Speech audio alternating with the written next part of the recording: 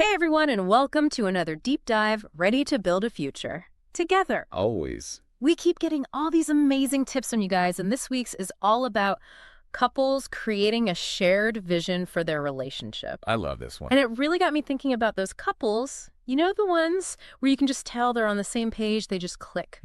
They're working towards something incredible together. So let's dive in, see if these tips can help us figure out the secret sauce here. All right, so this might sound simple, Okay. but sometimes that's how you know it's good, because it really resonated with me.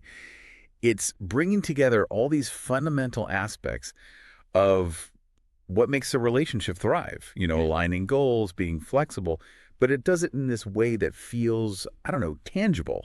You can actually use Like it. it's practical, right? It's not just like some vague advice. Right. And the first tick really gets right into it. It says, discussing long-term goals.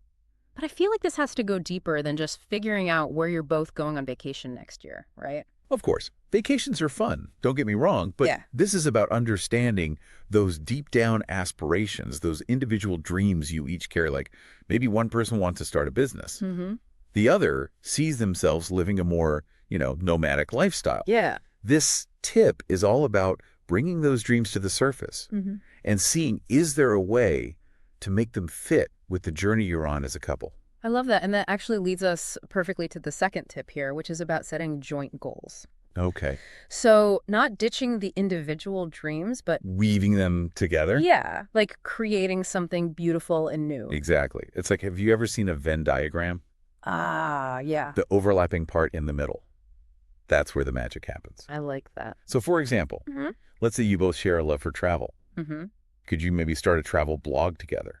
That could generate income for the partner who wants to build a business while also scratching that adventurous itch for the other. Such a good point. Got to find those win-wins. Exactly. And you know what? This next tip, I think it's so key. It's be flexible. Oh, flexibility is huge. Because relationships, they're always evolving, right? We're always evolving as people. Always changing. And I think, honestly, I've had to learn this one the hard way. We all have been there. Life, it very rarely goes according to plan. And I think this tip really speaks to that, right? You got to be able to adapt. Absolutely. And being flexible, it really thrives on communication. Communication is key. Have you ever considered setting up like regular check-in dates with your partner? Like monthly check-ins. Yeah, just to kind of reassess, see where you're at.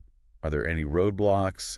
Do we need to tweak our shared vision based on what's going on in our lives? I love that regular communication is so important.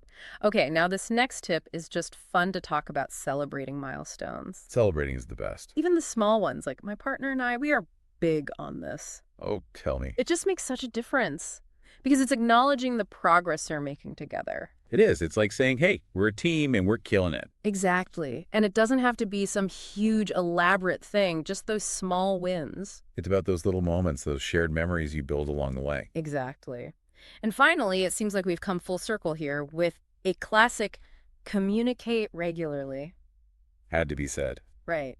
And it's funny how, when you really think about it, so many relationship issues could be solved or even avoided with just a little bit more communication. It's the foundation of a strong relationship. Any relationship, really. That's true. That's true. And it's not just about those serious sit-down conversations about the future, right? Yeah. It's the everyday stuff, too. Oh, for sure. Sharing how you're feeling, what you're dreaming about, any concerns you have, just being present in that moment with each other. Being present, love that. This has been such an insightful deep dive. I'm really feeling all these tips. Me too. And I think the key takeaway here is that creating a shared vision isn't just this one-time conversation, right? It's an ongoing thing. It's a continuous dialogue. You're constantly evolving together, adapting your dreams as you go. And you know what I find really interesting about this whole idea of a shared vision? It makes you think, could we apply these same principles to other areas of our lives? Like, how could this strengthen our friendships, our relationships with family members, even in the workplace? That is some food for thought.